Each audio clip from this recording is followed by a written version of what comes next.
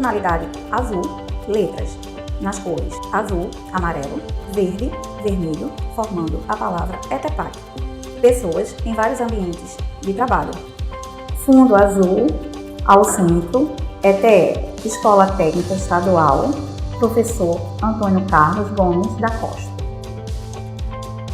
Curso técnico em segurança do trabalho, saúde e segurança na construção civil. Conhecer e aplicar programas, técnicas e fundamentos legais na prevenção de acidentes na construção civil. Fabiana Batista. Descrição do ambiente. Imagem de uma sala ao fundo da tela, parede branca. Descrição: ela é branca, está em pé, olhos castanhos, usa óculos, cabelo longo, preso, castanho, usa brincos, anéis, colar e pulseiras. Veste vestido preto, manga curta com estampa de folhagens e blazer preto, visto da cintura para cima. Segura um passador de slides. Ícone de play vermelho. Inscreva-se youtube.com/EAD Pernambuco. Olá, estudante, tudo bem com você? Espero que você esteja bem e com muita saúde. Sou a professora Fabiana Batista, professora formadora da disciplina de Saúde e Segurança na Construção Civil. Estarei com você nessa videoaula da segunda competência. Então vamos lá? Vamos abordar um pouquinho sobre a NR12 e também falar sobre dois equipamentos, né? Ou seja, duas máquinas, que é a serra elétrica e a britadeira. Então, vamos introduzir um pouquinho sobre a NR12. Quais são os objetivos da NR12? A norma regulamentadora NR12 trata especificamente da segurança no uso de máquinas e equipamentos em todas as atividades econômicas. À esquerda da tela, imagem colorida de um homem manuseando uma furadeira. À esquerda da tela, imagem colorida de um homem manuseando uma cortadora de metais. Inclusive também nos canteiros de obra de construção civil. À esquerda da tela, imagem colorida de um recipiente com gás. Em suas primeiras versões, a norma mostrava como utilizar os equipamentos, mas esse foco se alterou com as atualizações mais recentes, com o objetivo de trazer informações mais completas e objetivas sobre o uso de máquinas e equipamentos. Então, temos a Portaria 916, que é a última atualização feita pelo Ministério da Economia em 30 de julho de 2019, trazendo informações principalmente sobre riscos e soluções para problemas que possam garantir a segurança dos trabalhadores envolvidos nas atividades com máquinas e equipamentos. Assim, vemos uma norma que oferece uma base de prevenção de acidentes ao descrever os riscos, soluções e forma correta de utilizar, instalar, transportar, fazer a manutenção e descartar equipamentos e máquinas, considerando proteção coletiva, individual, que são os EPIs, e as soluções administrativas.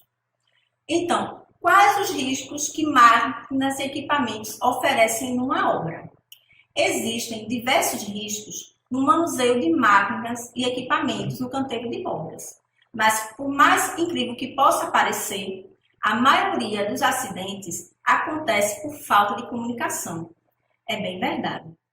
Um trabalhador que está focado em suas atividades e preocupado com a produtividade, ele se esquece às vezes de avisar os demais que uma máquina será ligada. Então, coloca os colegas de trabalho em risco. Sem perceber, ele pode ferir outra pessoa que esteja com a mão apoiada no motor e passando muito próximo do equipamento também e em diversas outras situações que podem ocorrer. Entre os equipamentos que mais causam acidentes estão as máquinas que fazem movimentos giratórios, alternados e retilíneos. Esses equipamentos são mais fáceis de controlar, aumentando os perigos de danos a quem os usa e aos demais. Eles são mais difíceis de controlar, aliás.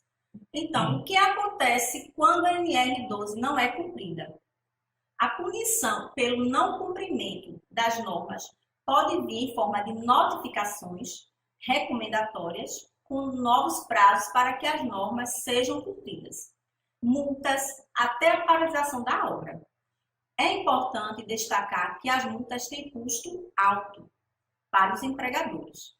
Então, assim, o não cumprir as exigências traz um risco alto, principalmente para o financeiro da construtora, uma vez que os órgãos de fiscalização realizam vistorias em obras a qualquer momento, pois o papel do fiscal é verificar se tudo o que é exigido pela NR12 ou outras NRs foi implementado no canteiro de obras. Por exemplo, se existir um circuito de emergência irregular, o canteiro poderá receber uma multa por não ter instalado corretamente, outra por não ser adequado ao tipo de elevador, outra multa por não ter recebido manutenção, e assim por diante. Pois se existir mais de uma inadequação em uma máquina, as multas vão se somando. Então, o que a NR12 exige para garantir a SST? No dia a dia de um canteiro de obras, existem 4 hábitos que todo trabalhador deve ter para reduzir riscos e acidentes ao trabalhar com máquinas e equipamentos. Um desses itens, o primeiro, sempre avisar antes de começar a utilizar equipamentos e máquinas. 2. Sinalizar para os outros o que pretende fazer ao utilizá-los. 3. Desligar a máquina completamente depois do seu uso. E 4. Cortar a energia para que ela não religue acidentalmente. Essas são medidas que devem ser adotadas por todos e que já reduzem muito os perigos no canteiro de obras. No entanto, são apenas regras básicas e que não previnem todos os riscos que podem existir, não é verdade? Então, é por esse motivo que a NR12 impõe alguns direcionamentos mais específicos para garantir que a segurança e saúde do trabalho SST seja sempre preservada. Medidas de proteção coletiva. Então, existem estruturas no canteiro de obras que colocam em risco um grupo de pessoas, como é o caso dos sistemas de transmissão por correias e polias. Essas medidas servem para proteger essas estruturas fixas, evitando que acidentes aconteçam. No caso do exemplo, seria a instalação de cláusulas nos sistemas. Outro exemplo seria a instalação de circuitos de emergência em elevadores para construções em alturas. Existe um tipo para elevadores de carga e outro para elevadores de pessoas, variando também de acordo com o peso a ser carregado e medidas do elevador. Medidas de proteção individual. Enquanto as medidas coletivas protegem o espaço para evitar acidentes, as medidas individuais determinam quais equipamentos de proteção, os EPIs, devem ser utilizados pelos trabalhadores. Esses equipamentos protegem o corpo dos fatores de riscos existentes no canteiro de obra, como é o caso do capacete, do óculos, da máscara, das luvas e outros. Na tela, à esquerda, capacete, óculos, máscara, protetor auricular. São definidos quais equipamentos devem ser adotados por meio do PGR, Programa de Gerenciamento de Risco, e pelo PCMSO, Programa de Controle Médico de Saúde Ocupacional, definidos respectivamente nas NRs. Então, vamos ver agora as medidas administrativas. As exigências voltadas para a construtora, estabelecendo regras a serem cumpridas para que a SST seja implementada de maneira otimizada, também fazem parte da NR12. O primeiro elemento exigido é oferecer treinamento aos funcionários. Isso mesmo, garantindo que eles saibam como utilizar os equipamentos de proteção coletiva, individual, e as máquinas para que acidentes não aconteçam. Outro ponto importante é a adoção de manutenções preventivas, periodicamente, evitando mau funcionamento de equipamentos e máquinas que resultem em risco ou por falhas técnicas. Todos esses procedimentos devem ser documentados para fiscalização. Então, vamos falar um pouco sobre uma das máquinas tão utilizadas no canteiro de obra, britadeiras. Na tela, à esquerda, homem fura o chão com uma britadeira. As britadeiras são ferramentas utilizadas para perfurar ou romper concreto, asfalto, cimento, cerâmica. especialmente para abertura de canaletas para passagem de tubulação e demolições. Há 2 tipos de britadeiras disponíveis no mercado: a elétrica, com motor elétrico, e pneumática, por ar comprimido. Os modelos dependem do serviço a ser realizado. Há britadeiras com martelos leves até 6 kg, que rompem as espessuras de até 7 centímetros e atuam em pequenas demolições. Há equipamentos com martelo médio martelo leve até 6 kg, que rompe espessura de até 7 centímetros, né, como eu já falei. Eles atuam em pequenas demolições. E há equipamentos com martelo médio, entre 7 a 30 kg, que são indicados para trabalhos em escavações, estradas e demolições.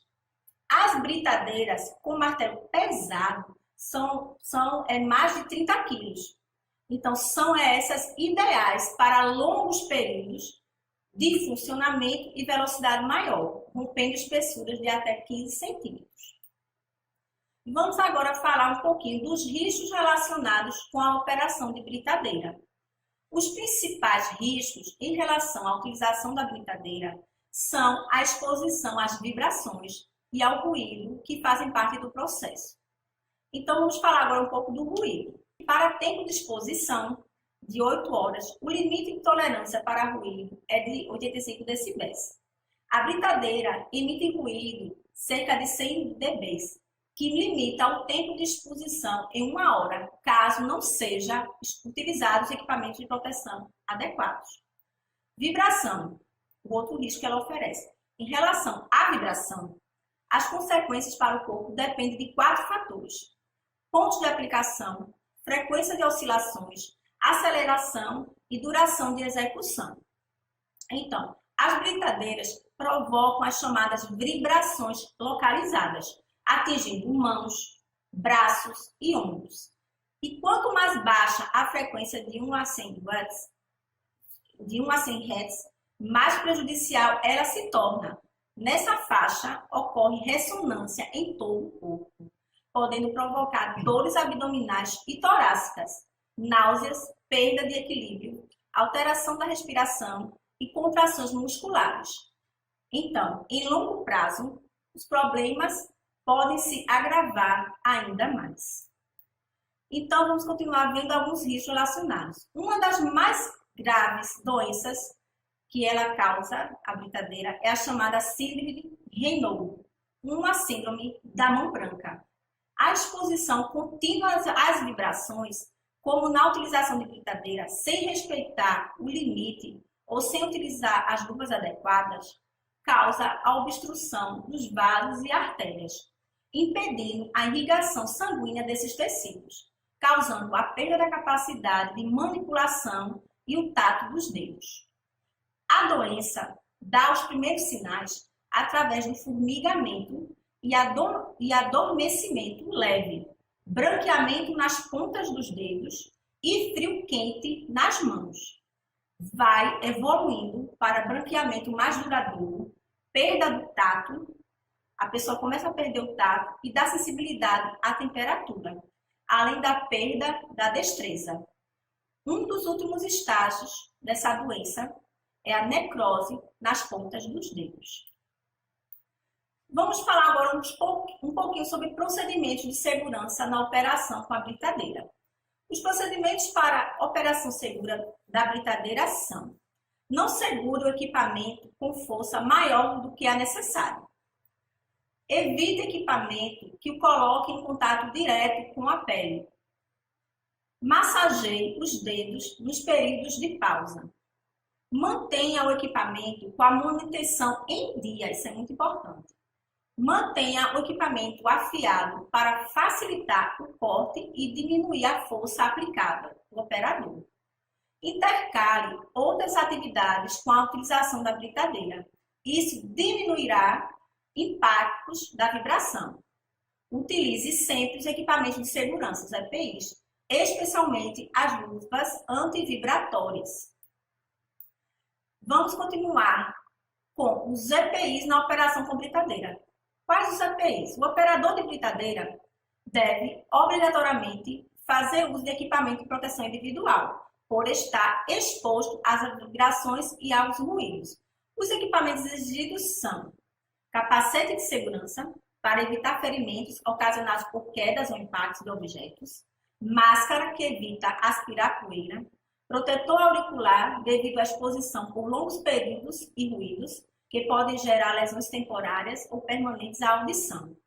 Luvas antivibração, que absorvem o impacto das vibrações da britadeira.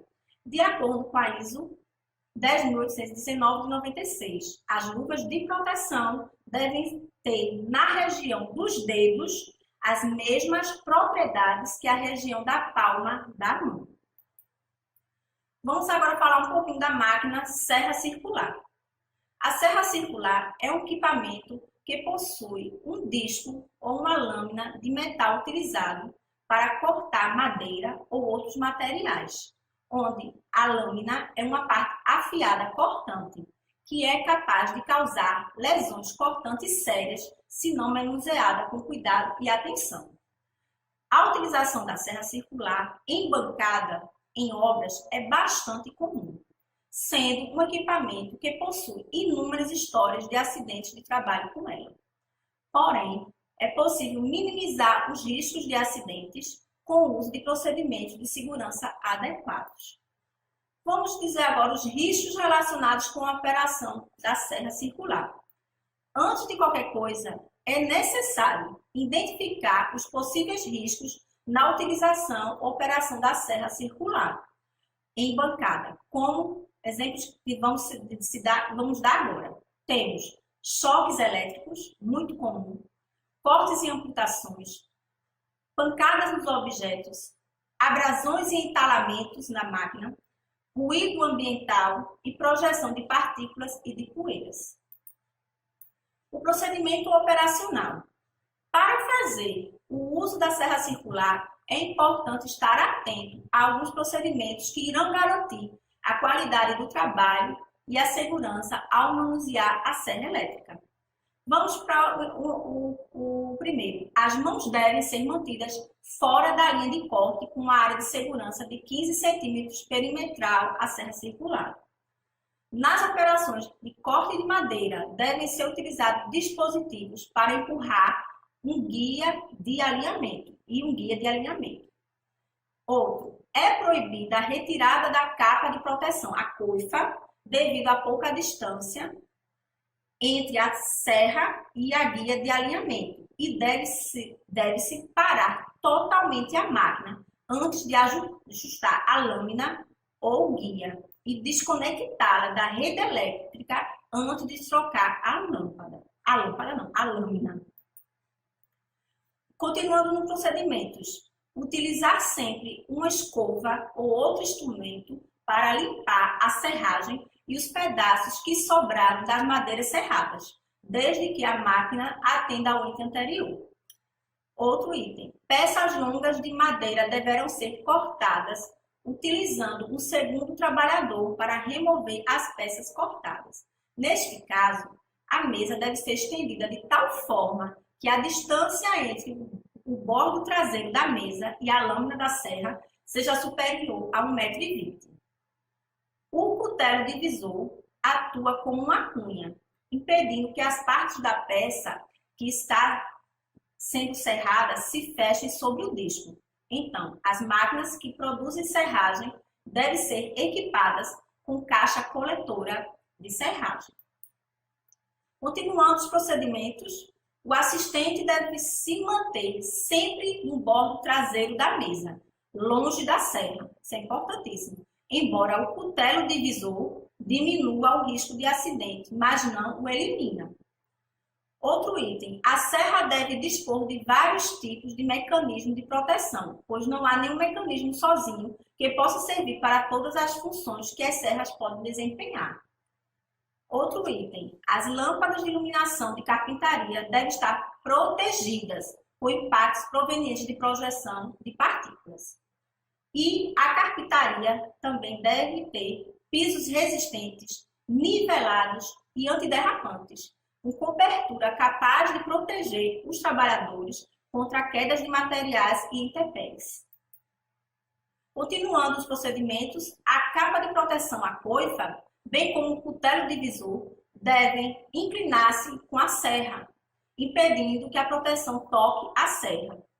A capa de proteção deve ser forte e facilmente ajustável. Outro item, é indicado que a coifa seja de formato e extensão suficiente para cobrir o máximo possível a serra. Precisa ser dotada de extensões laterais e ser mantida ajustada o mais próximo possível da superfície da peça trabalhada.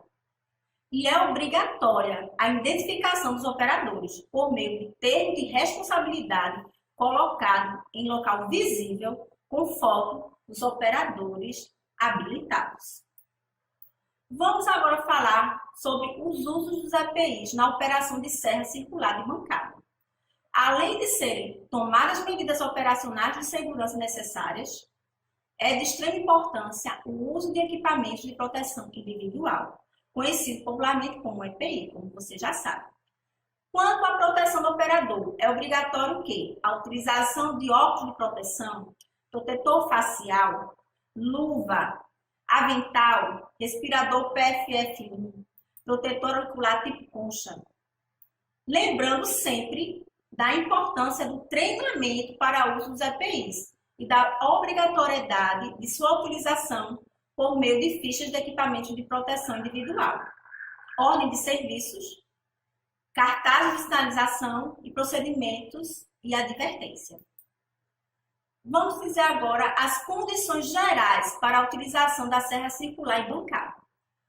Para o bom funcionamento da serra circular em bancada, é preciso observar as condições dos equipamentos utilizados. Abaixo listamos os materiais necessários para o serviço.